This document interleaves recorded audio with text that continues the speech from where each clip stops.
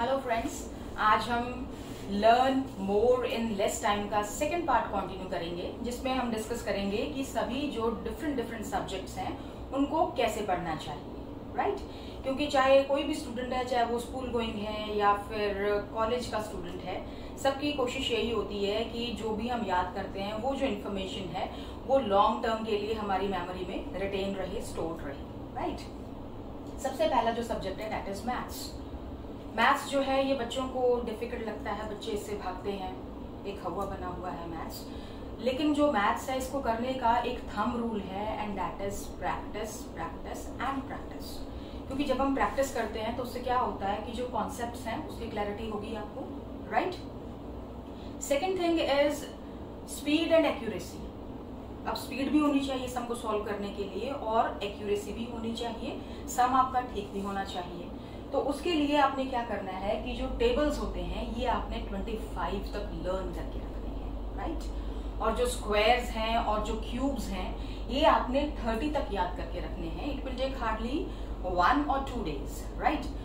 आपने इसको याद कर लिया, लेकिन जो इसका रिविजन है वो आपने रेगुलर बेसिस पे करना है। क्योंकि रिवीजन अगर नहीं करेंगे, मैंने आपको प्रीवियस वीडियो में भी बताया था इसके फर्स्ट पार्ट में कि हमारी जो ह्यूमन मेमोरी जो है उसकी जो कैपेसिटी है किसी चीज को याद रखने की that is for 24 hours only. हम 24 घंटे के लिए किसी चीज को याद रख सकते हैं, उसके बाद उसका कुछ परसेंटेज जो है वो हम भूल जाते हैं। और अगर आप उसको रिवाइज नहीं करेंगे तो क्या होगा, धीरे धीरे by the end of 1 week वो बिल्कुल साफ हो जाएगा आपके माइंड में से, मेमोरी जो है वो खत्म हो जाएगी उस चीज की, राइट?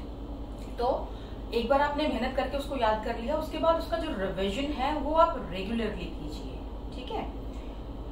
तो इस तरीके से आपने जब इसको याद कर लिया तो स्पीड और एक्यूरेसी आ जाएगी और प्रैक्टिस से जो कॉन्सेप्ट्स हैं उसकी क्लैरिटी हो जाएगी, right? Next one is science. Science को करने का तरीका जो है वो है डायग्राम्स।